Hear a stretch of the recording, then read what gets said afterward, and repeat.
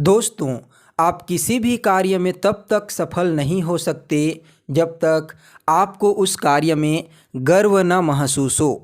नमस्कार दोस्तों, मैं ज्योतिष आचार्य वासुदेव मिश्रा आपका अपने चैनल मिरेकल ऑफ एस्ट्रोलॉजी में आपका हार्दिक अभिनंदन करता हूं। दोस्तों, आज का यह ज्योतिष का कार्यक्रम आप लोगों के लिए यानी कि मेष राशि वालों के लिए बेहद ही ज़्यादा खास कार्यक्रम साबित होगा। जी हाँ दोस्तों, आज हम बात करेंगे ग्रहों के न्याय के देवता, कर्म के कारक शनिदेव के बारे में। शनिदेव ज्योतिष शास्त्र के आधार पर बेहद ही महत्वपूर्ण ग्रह माने जाते हैं। जब भी शनिदेव अपनी चाल में परिवर्तन करते हैं तो इस चराचर जगत में रहने वाले सभी प्राणियों के ऊपर शनिदेव का प्रभाव देखने को मिलता है। ठीक इसी प्रकार से दोस्तों, शनि महाराज अपनी वर्तमान वक्री चाल में बदलाव करके 4 नवंबर को मार्गी हो चुके हैं। यहाँ पर एक पॉजिटिव पॉइंट यह रहेगा कि शनिदेव अपने ही खुद की मूल त्रिकोण राशि यानी कि कुंभ राशि में मार्गी हुए हैं, तो ऐसे में कुछ सकारात्मक परिणाम भी आपको देने के लिए बाध्य होंगे, क्योंकि शनिदेव जो होते हैं वह हमारे जीवन में कर्म और न्याय के कारक ग्रह कहे जाते हैं।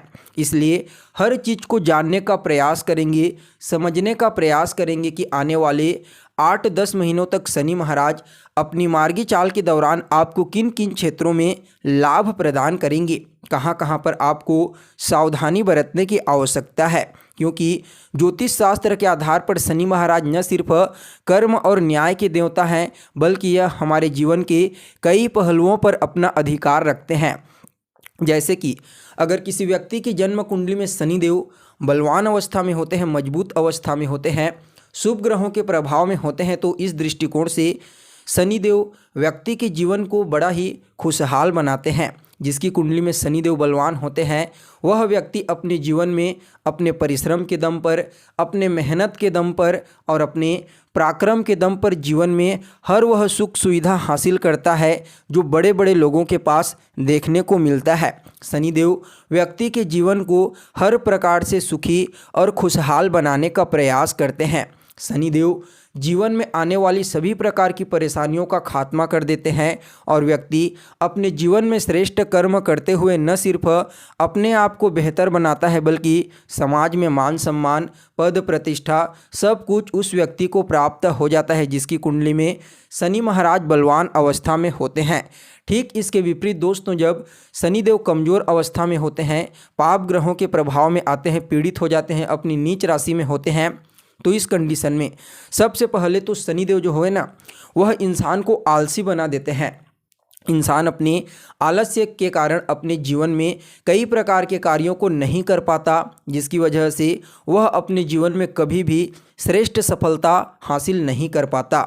इसके साथ ही शनिदेव को काल पुरुष की कुंडली में मुख्य रूप से दुख का कारक ग्रह कहा जाता है, यानी कि शनिदेव काल पुरुष के दुख हैं, विषाद हैं। इसलिए जन्म कुंडली में शनिदेव जब भी कमज़ोर हो जाते हैं, पीड़ित हो जाते हैं, तो इस कंडीशन में शनिदेव व्यक्ति के जीवन को संघर्षशील बना देते हैं। व्यक्ति लगातार मेहनत तो करता है, लेकिन उसे सिर्फ निराशा और दुख ही हाथ लगता है। इसलिए दोस्तों, शनिदेव का हर किसी की कुंडली में बलवान और श्रेष्ठ होना बेहद ही आवश्यक माना जाता है, क्योंकि शनिदेव के बिना न तो व्यक्ति अपने कार्य क्षेत्र में सफल हो पाता है और न ही समाज में मान सम्मान प्राप्त कर पाता है। इसलिए शनि का बलवान होना बेहद ही आवश्यक माना जाता है। तो देखिए, आप लोगों के लिए यानी कि मेष राशि वालों के लिए शनिदेव आपके 10वें भाव और आपके एकादश भाव के स्वामी बनते हैं, और इस समय शनिदेव आपके एकादश भाव में ही वक्री से मार्गी होकर के गोचर करेंगे। तो दोस्तों देखिए, जो एकादश स्थान होता है यह आपके लाभ का स्थान होता है, आपके प्रॉफिट का होता है, आपकी जो डिजायर्स होते हैं उसका होता है, यानी कि आपकी इच्छाओं का। इसके अलावा रिश्तों में बड़े भाई बहन का होता है। यहाँ पर शनिदेव का कर्म के अधिपति होकर के लाभ भाव में गोचर करना आपके जीवन में कार्य क्षेत्र में चाहे आप जो भी कार्य करते हैं वहाँ पर शनिदेव की कृपा से आपको लाभ के अवसर प्राप्त होंगे। इस समय आपके जीवन में धन आने के एक नहीं बल्कि कई मार्ग खुल जाएंगे। यहाँ पर शनिदेव आपके लाभ भाव में गोचर करते हुए आपकी सभी प्रकार की इच्छाओं को पूरी करने का प्रयास करेंगे। यानी कि कोई ऐसी इच्छा जो लंबे समय से आपकी पूरी नहीं हो पा रही है, जिसके लिए आप लगातार मेहनत कर रहे हैं, संघर्ष कर रहे हैं, परिश्रम कर रहे हैं, उसके बावजूद आपकी वह इच्छा पूरी नहीं हो पा रही थी, तो दोस्तों यकीन मानिए शनिदेव का यह मार्गी चाल आपकी उस इच्छा को पूरी कर देगा। इस समय आप अपने करियर में कोई परिवर्तन करना चाहते हैं तो कर सकते हैं। सरकारी नौकरी के लिए भी योग बना हुआ है। अगर आप लंबे समय से सरकारी नौकरी प्राप्त करने के लिए तैयारी कर रहे हैं लेकिन कुछ न कुछ प्रॉब्लम आ जा रही है, तो अब आपको प्रॉब्लम नहीं होगी, क्योंकि शनिदेव आपके कर्म क्षेत्र के अधिपति बन करके लाभ भाव में गोचर करेंगे तो आपको लाभ अवश्य मिलेगा। इसके अलावा आपके बड़े भाई बहनों को भी अपने कार्य क्षेत्र में शनिदेव की कृपा से विशेष सफलता की प्राप्ति होने वाली है। लेकिन दोस्तों शनिदेव आपके लाभ भाव में गोचर करते हुए अपनी तीसरी दृष्टि से आपके राशि को देखेंगे, और जब आपकी राशि को देखेंगे तो यह आपके जीवन में हर चीज़ को डिले करने का प्रयास करेंगे, लेट करने का प्रयास करेंगे। यहाँ पर शनि का केंद्रगत संबंध भी बनने वाला है, कहाँ से, तो दूसरे स्थान से। तो ऐसे में आप धन संचित भी इस समय कर पाने में थोड़ा मुश्किल होंगे, क्योंकि देवगुरु बृहस्पति भी शनि की दृष्टि से पीड़ित हो रहे हैं।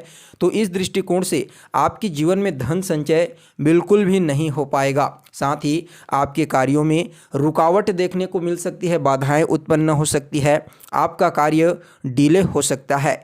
यानी कि शनिदेव यहाँ पर एक चीज़ आपको कहना चाहते हैं, होगा वहीं जो आप चाहते हैं, लेकिन तब नहीं जब आप चाहते हैं। इस सूत्र को हमेशा याद रखना। जब आपकी राशि से या फिर आपके लग्न से शनिदेव संबंध बनाते हैं तो कुछ इसी प्रकार का परिणाम आपको अपने जीवन में देखने को मिलता है। लेकिन दोस्तों क्या मतलब, जब प्यासा को पानी ही न मिले और वह मर जाए और बाद में पानी मिले तो उसका कोई महत्व भी तो नहीं है। ठीक इसी प्रकार से शनिदेव परिणाम प्रदान करते हैं। तो देखिए शनिदेव आपके व्यक्तित्व को दृष्टि डाल करके समाज में मान सम्मान, पद प्रतिष्ठा प्राप्त करने में आपकी मदद तो करेंगे, लेकिन यहाँ पर शनिदेव की जो सप्तम दृष्टि है वह आपके पंचम भाव पर पड़ेगी। और पंचम भाव किस चीज़ का होता है, तो वह आपकी संतान का होता है, आपकी शिक्षा का होता है, आपकी लव लाइफ का होता है, पूर्व के पुण्यों का होता है। कहीं ना कहीं आप अपने जीवन में कितना महान कार्य करेंगे, कितनी सफलता अर्जित करेंगे, पंचम भाव ही बताता है। तो ऐसे में शनिदेव का पंचम भाव में दृष्टि पड़ना आपकी प्रेम जीवन को लेकर के थोड़ी समस्या खड़ी हो सकती है। जैसे कि अगर आप किसी के साथ रिलेशनशिप में हैं तो वैचारिक मतभेद, वाद विवाद देखने को मिल सकता है। इसके अलावा संतान कंसीव करने में भी इस समय आपको प्रॉब्लम महसूस हो सकती है। संतान के साथ संबंधों में मतभेद उत्पन्न होगी। और अगर आप एक विद्यार्थी हैं, कोई परीक्षा दिलाना चाहते हैं, कॉम्पिटिशन एग्जाम क्लियर करना चाहते हैं, तो इस समय आपको थोड़ा सा ज़्यादा अपने पढ़ाई पर फोकस करने की सलाह दी जाती है। इसके पीछे कारण समझिए। शनिदेव खुद एक पाप ग्रह माने जाते हैं और जहाँ पर दृष्टि डालते हैं तो मन को विचलित कर देते हैं। तो यहाँ पर आपकी पढ़ाई से इस समय आपको डिटेच करने का प्रयास करेंगे, इसलिए जितना ज़्यादा हो सके अपने पढ़ाई पर फोकस कीजिए, आपको लाभ मिलेगा। इसके अलावा दोस्तों शनिदेव जो है ना वह अपनी दसम दृष्टि से आपके अष्टम भाव को दृष्टिगोचर करेंगे, और जब आपके अष्टम भाव को देखेंगे तो इससे आपके जीवन में आने वाली परेशानियों को दूर कर देंगे। चुनौतियों का आप डट करके सामना करेंगी, आपको अचानक ही धन लाभ भी हो सकता है।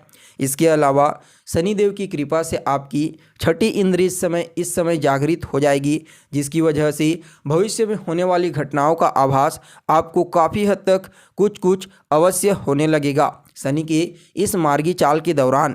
इसके अलावा दोस्तों शनिदेव जो होते हैं ना वह मुख्य रूप से विषाद, दुख के कारक होते हैं। इस दृष्टिकोण से आपको कुछ न कुछ तो दुख का सामना भी अवश्य करना पड़ेगा। जैसे कि संतान के साथ वैचारिक मतभेद हो सकती है, लव लाइफ में प्रॉब्लम क्रिएट हो सकती है। यहाँ पर आपको थोड़ा ज़्यादा ही स्ट्रगल करना पड़ेगा, संघर्ष करना पड़ेगा, बड़े भाई बहनों के साथ मतभेद हो सकती है। इन चीज़ों को लेकर के आपको सावधानी बरतने की आवश्यकता है। आपको किसी भी प्रकार से धैर्य नहीं खोना है, अपने आप पर नियंत्रण रखना है, वाणी पर नियंत्रण रखना है। शनि का यह गोचर काल आपके लिए अच्छा जाएगा, लेकिन फिर भी शनिदेव के इस गोचर काल को बेहतर बनाने के लिए कुछ उपाय भी आपको करना चाहिए। तो क्या करें, रोजाना ओम सम शनिश्चराय नमः इस मंत्र का 108 बार जाप कीजिए, और शनिवार के दिन गरीब लोगों के बीच में, असहाय लोगों के बीच में जाइए, कुछ नमकीन खाने पीने लेकर के जाइए और उनके बीच में बांटिए, उनका मन प्रसन्न कीजिए। आपका शनि आपके लिए सकारात्मक हो जाएगा। तो दोस्तों, कैसी लगी आपको जानकारी कमेंट करके बताइए। फिर मिलते हैं एक नए और ताज़ा एपिसोड में, तब तक के लिए नमस्कार।